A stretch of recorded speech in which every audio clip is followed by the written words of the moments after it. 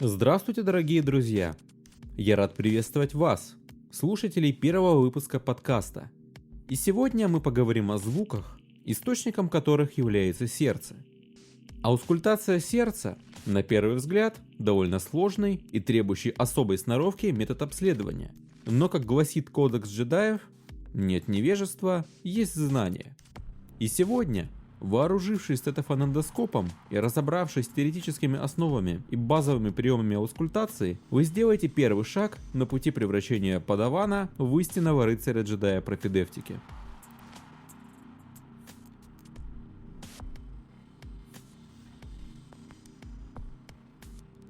Сначала мы вспомним фазы сердечного цикла и разберем механизмы возникновения тонов. Затем прослушаем несколько аудиозаписей и научимся различать тоны сердца. А в конце выпуска определим наиболее оптимальный алгоритм аускультации сердца.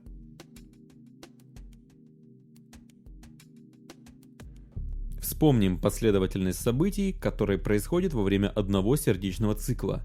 Если во время прослушивания этой части вы представите в уме график электрокардиограммы во втором стандартном отведении, или, что еще лучше, будете параллельно поглядывать прилагаемую к подкасту схему, то процесс обучения для вас будет проходить значительно проще. Сердечный цикл относительно деятельности желудочков условно можно разделить на два основных периода – систолу и диастолу. В систолу желудочки сокращаются и выбрасывают кровь в магистральные артерии, а в диастолу желудочки расслабляются и наполняются кровью. Систола состоит из трех фаз. Начинается она с фазы асинхронного сокращения, что соответствует началу регистрации QRS-комплекса на электрокардиограмме. В это время отдельные кардиомиоциты сокращаются и изменяют конфигурацию желудочка, что не сопровождается повышением давления внутри него. Поэтому атриовентрикулярные клапаны все еще остаются открытыми, а полулунные – закрытыми. Важно помнить основной принцип. Клапаны открываются только в том случае, когда давление перед ними становится выше, чем за ними. Например, открытие митрального клапана произойдет, когда давление будет выше в левом предсердии, а ниже в левом желудочке. Для механизма захлопывания клапанов характерна обратная закономерность. Они закрываются, когда давление за ними становится выше, чем давление перед ними. Закрытие клапана аорты произойдет, когда давление в аорте становится выше, чем давление в левом желудочке.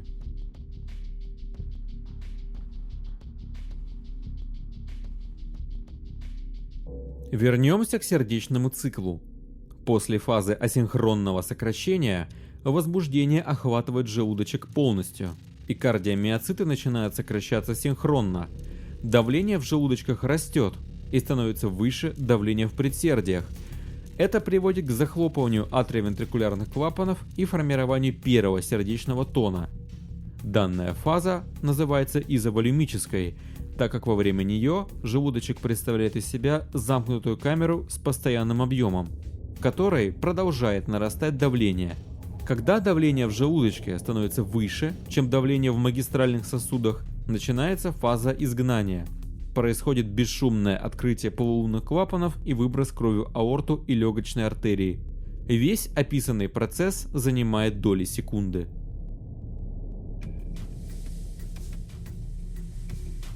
На этом систола заканчивается, и наступает период диастолы. Диастола начинается с фазы изоволюмического расслабления. Кардиомиоциты расслабляются, и давление внутри желудочков постепенно снижается. Когда оно становится ниже, чем давление в артериях, захлопываются полулунные клапаны, формируя второй сердечный тон. Однако, какое-то время давление в желудочках продолжает оставаться несколько выше, чем давление в предсердиях, поэтому атриовентрикулярные клапаны в эту фазу все еще закрыты. Как только давление в желудочках становится ниже, чем в предсердиях, открываются атриовентрикулярные клапаны, и наступает фаза быстрого наполнения, во время которой в желудочке выбрасывается большая часть крови, накопившаяся ранее в предсердиях. В этот момент, при определенных условиях, можно услышать третий тон. Далее кровь медленно стекает из полых вен по стенкам предсердий в желудочке. Это фаза медленного наполнения. Завершается диастола сокращением предсердий, что добавляет в желудочке еще некоторое количество крови. На электрокардиограмме данный период соответствует зубцу П. В этот промежуток времени может возникнуть четвертый сердечный тон.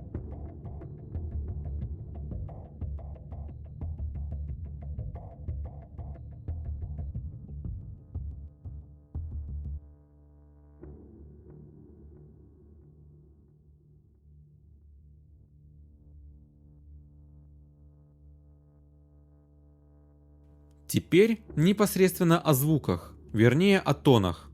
Внимательно прослушайте аудиозапись.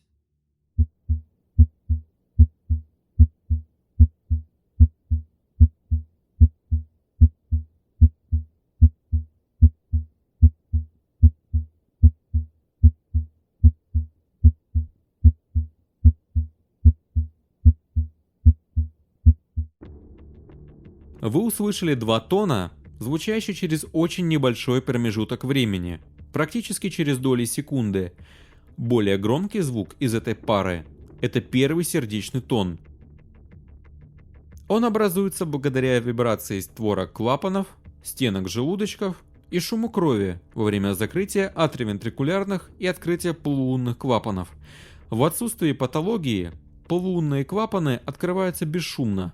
Поэтому главные источники первого тона – это митральный и трехстворчатый клапаны. Где же лучше всего выслушивать первый тон?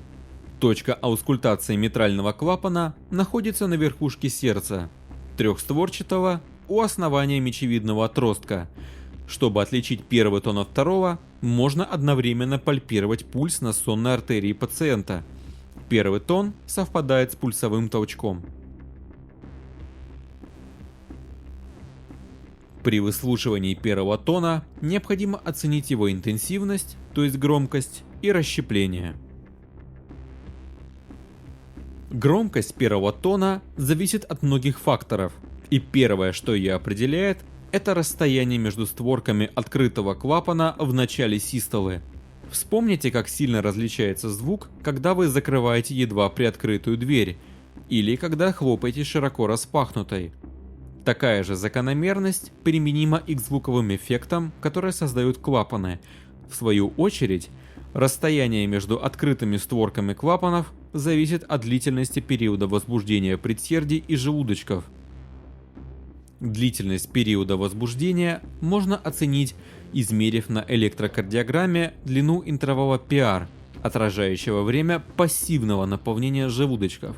Чем больше длина интервала, тем ближе находятся клапаны в начале систолы, и тем менее интенсивным будет звук при их захлопывании, так как после сокращения предсердий в данной ситуации у митрального и трехстворчатого клапанов будет больше времени для сближения створок друг к другу, расстояние между ними будет меньше и закроются они тише. Также на расстояние между створками и, соответственно, на громкость первого тона влияет атриовентрикулярный градиент давления. Этот механизм объясняет звучность первого тона при умеренном митральном стенозе. Высокий градиент давления долгое время удерживает створки атриовентрикулярного клапана широко открытыми до тех пор, пока давление в желудочке не станет выше давления в предсердиях, что позволит клапанам закрыться. Поскольку в данном случае створкам придется преодолеть большее расстояние, то первый тон будет громким. Уплотнение структур клапанов и недонаполнение желудочков также усиливают первый тон. Следующим фактором, влияющим на звучность первого тона, является подвижность створок. Наибольшую громкость будет обеспечивать клапан с плотными и подвижными створками. Тонкий, негерметичный или тугоподвижный склерозированный клапан будет звучать тише. Также громкость первого тона определяется скоростью нарастания давления в левом желудочке. Скорость, в свою очередь, зависит от степени сократимости миокарда. Захлопните со всей силы дверь, и вы сымитируете образование первого тона при сильном сокращении желудочка и быстром нарастании давления внутри него, из-за чего атриовентрикулярные клапаны закрываются быстрее, сильнее и громче. При снижении сократимости миокарда, например, при застойной сердечной недостаточности, слабый миокард желудочка способен лишь медленно повышать давление внутри него. Поэтому клапаны закрываются тише, как будто кто-то старается бесшумно прикрыть дверь, а первый тон выслушивается ослабленным. Итак, подытожим, какие причины могут приводить к усилению или ослаблению первого тона. Первый тон звучит громче, когда увеличивается скорость сокращения миокарда, что отображается на электрокардиограмме уменьшением интервала PR, например, при тахикардии или уплотнении структур, участвующих в образовании первого тона, и повышение предсердно-желудочкового градиента давления, как в случае умеренного митрального стеноза. Первый тон звучит тише, если створки смыкаются негерметично, что происходит при недостаточности митрального или трехстворчатого клапана, а также если резко уменьшена сократительная способность миокарда в результате сердечной недостаточности. К ослаблению первого тона также приведет снижение подвижности створок митрального клапана при тяжелом митральном стенозе. Еще одной причиной ослабления первого тона, регистрируемой на ЭКГ как удлинение интервала PR более 200 миллисекунд, может стать атриовентрикулярная блокада первого типа. Отдельно в этом ряду стоят патологические процессы, которые могут приводить к переменному изменению громкости первого тона. При атриовентрикулярной блокаде второй степени типа Мобиц 1, когда происходит постепенное удлинение интервала PR и, в конце концов, выпадение одного сердечного сокращения, первый тон постепенно ослабевает, в то время как громкость второго тона не изменяется во времени. При атриовентрикулярной блокаде третьей степени, когда предсердие и желудочки сокращаются независимо друг от друга, изменения интенсивности первого тона вариабельны. Если желудочки сокращаются в момент, когда атриовентрикулярные клапаны широко открыты, то выслушивается громкий первый тон. Если же клапаны слегка приоткрыты, то первый тон звучит приглушенно. Перепады в громкости первого тона при полной атриовентрикулярной блокаде настолько хаотичны, что это нарушение проводимости можно заподозрить уже по данным одной только аускультации. Следующая характеристика первого тона – это расщепление. В норме последовательность событий при открытии и закрытии клапанов такова. Сначала закрывается митральный клапан, затем трехстворчатый, следом за ним открывается клапан легочной артерии и, в последнюю очередь, открывается аортальный клапан. В формировании первого тона участвуют только первые два события, а полулунные клапаны, открываясь беззвучно, дают о себе знать только шумом изгоняемой крови. Расщепление первого тона возникает, если захлопывание клапанов отделено временным промежутком более 0,01 секунды, иначе человеческое ухо улавливает единый тон. Самой частой причиной несинхронного закрытия створок клапанов является блокада правой ножки пучка Гисса, что ведет к более позднему, чем в норме, сокращению правого желудочка и, соответственно, более позднему закрытию трехстворчатого клапана. Физиологическое расщепление первого тона может выслушиваться у здорового человека и зависит от фазы дыхания. Во время глубокого вдоха увеличивается приток крови к правой половине сердца, и трехстворчатый клапан закрывается чуть позже, а во время выдоха расщепление становится едва слышимым или вовсе исчезает. Патологическое расщепление, как правило, выслушивается на вдохе и на выдохе. Прослушайте аудиозапись.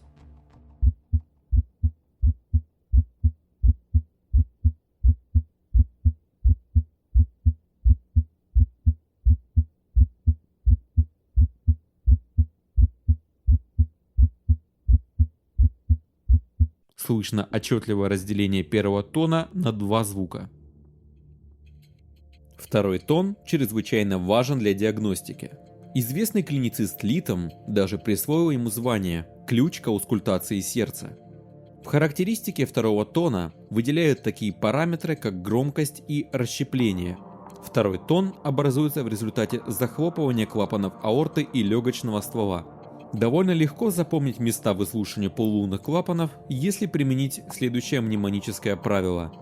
Легочный компонент выслушивается во втором межреберье слева от грудины. Слова «легочный» и «лево» начинают с одной буквы, а аортальный компонент выслушивается во втором межреберье справа от грудины. Аортальный клапан в норме закрывается раньше, чем клапан легочного ствола. Прослушайте, как в норме звучит второй тон в точке выслушивания аортального клапана.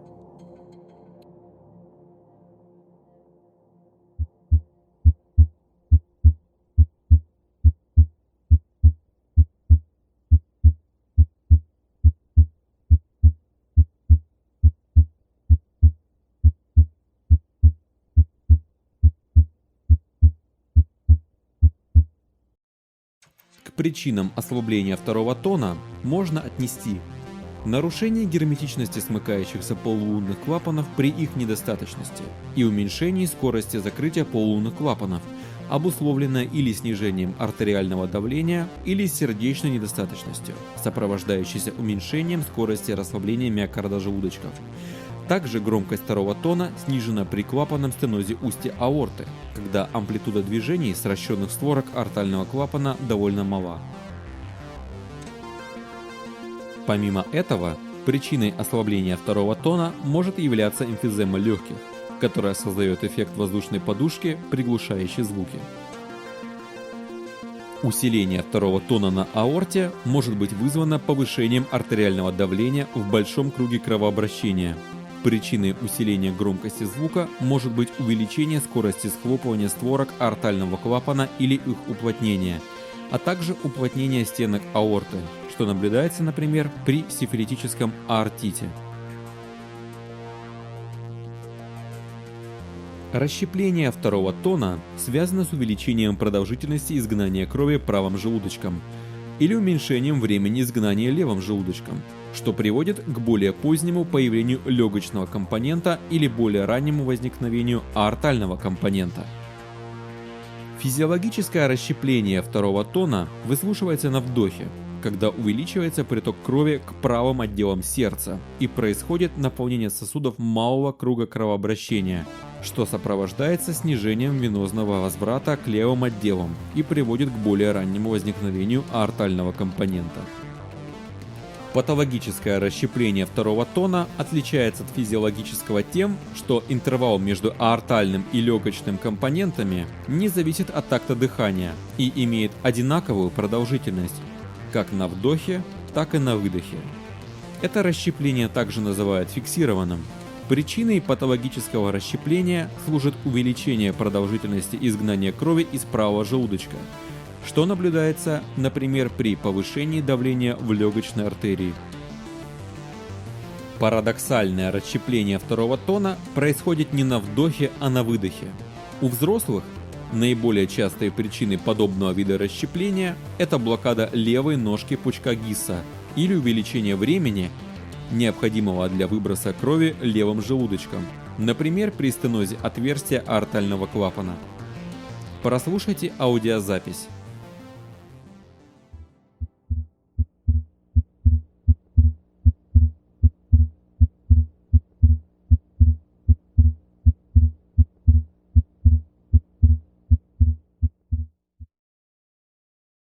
Вы можете услышать патологический второй тон, расщепление которого не зависит от фаз дыхания. Третий тон – это низкочастотный тихий ранний диастолический добавочный тон сердца. Лучше всего он выслушивается на верхушке в положении обследуемого на левом боку. В этой позе левый желудочек прилегает к грудной клетке теснее, благодаря чему улучшается передача звука. Так как третий тон низкочастотный, то для его выслушивания следует использовать стетоскоп. Но стоит помнить, что сильное прижатие стетоскопа к коже превращает его в фонендоскоп, так как натянутая кожа пациента в данном случае исполняет роль мембраны. Этот прием можно использовать для того, чтобы дифференцировать третий тон с каким-либо высокочастотным звуковым феноменом, например, щелчком открытия митрального клапана. Прослушайте аудиозапись. Так звучит мелодия, создаваемая первым, вторым и третьими тонами.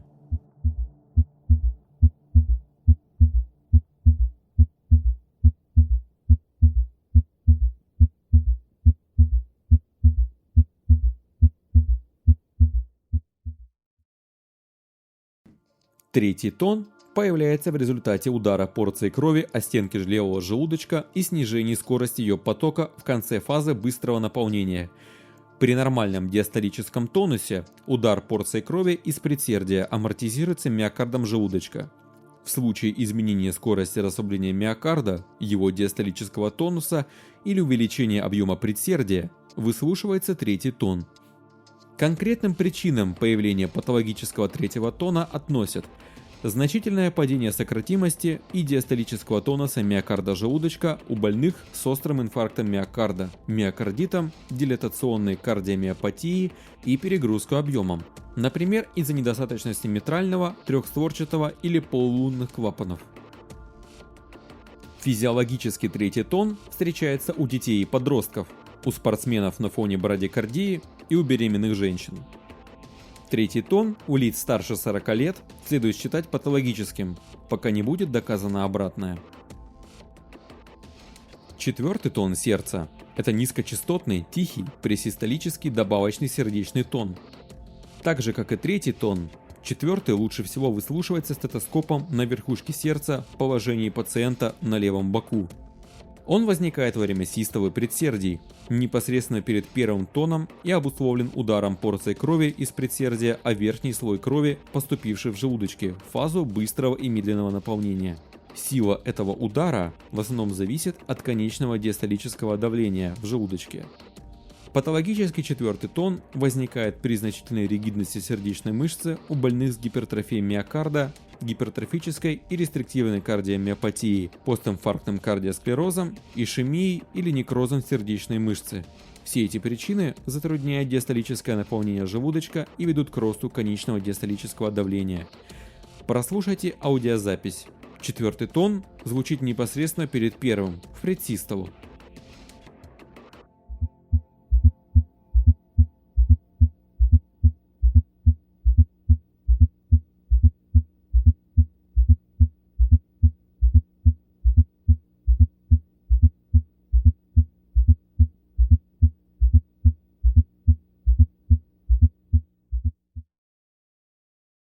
Разбирая генез и аускультативную картину третьего и четвертого тона, необходимо упомянуть про ритм галопа, которым называют любой трехчленный ритм. Ритм галопа имеет три формы – протодиастолический, пресистолический и суммационный. Протодиастолический галоп образуется в результате комбинации первого, второго и третьего тона. Пресистолический встречается, когда после первого и второго тона выслушивается четвертый тон. Суммационный галоп образуется в результате укорочения диастолы и обусловлен слиянием третьего и четвертого тонов в один звук. К дополнительным тонам также относится щелчок открытия митрального клапана. Он появляется исключительно при стенозе митрального отверстия и обусловлен тем, что первоначальная порция крови из левого предсердия выбрасывается под повышенным давлением и с большей силой ударяет о сросшиеся створки клапана, что приводит к появлению короткого щелчка. Щелчок открытия митрального клапана лучше всего выслушивается в области верхушки сердца и вместе с громким первым тоном и акцентированным на легочной артерии вторым тоном образует мелодию митрального стеноза, называемую ритмом перепела.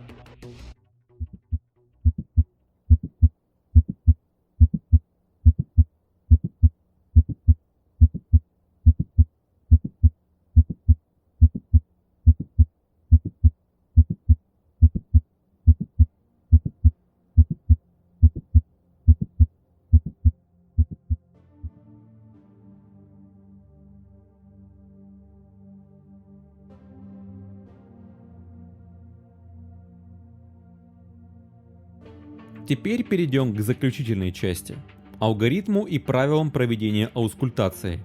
Наилучший способ освоить навык аускультации – как можно чаще практиковаться.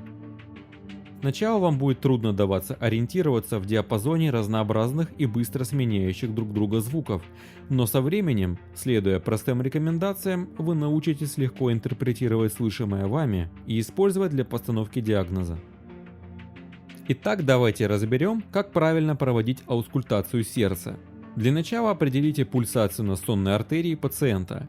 Когда будете выслушивать сердце, сопоставляйте звуки тонов и шумов с пульсацией сонной артерии.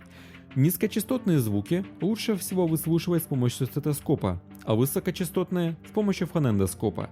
Различие между рецепторами этих устройств заключается в том, что стетоскоп не имеет мембраны, а у фонендоскопа она есть, что облегчает восприятие звуков высокой частоты. Современные приборы для аускультации, стетофонендоскопы, как правило, оснащены двумя видами рецепторов. Проводите аускультацию, следуя определенному алгоритму.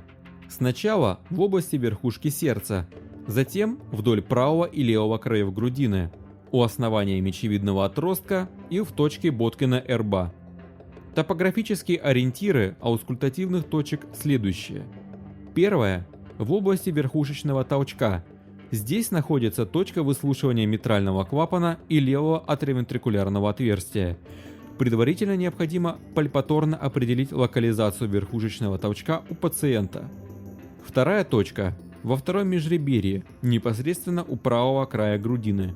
Здесь точка выслушивания клапанов аорты и устья аорты. Третья точка располагается во втором межреберье непосредственно у левого края грудины. Здесь выслушивается клапан легочной артерии. Четвертая точка выслушивания трехстворчатого клапана и правого атриовентрикулярного отверстия располагается у основания мечевидного отростка. Пятая на уровне третьего межреберья у левого края грудины. Дополнительная точка выслушивания аортальных клапанов.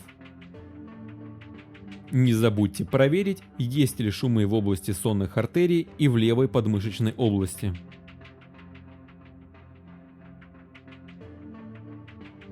При аускультации в области верхушки сердца уложите пациента на левый бок. Это здорово облегчает выслушивание некоторых звуковых феноменов, например, шума при митральном стенозе. При аускультации в точке Боткина-Эрба попросите пациента сесть, слегка наклонившись вперед, и выдохнуть.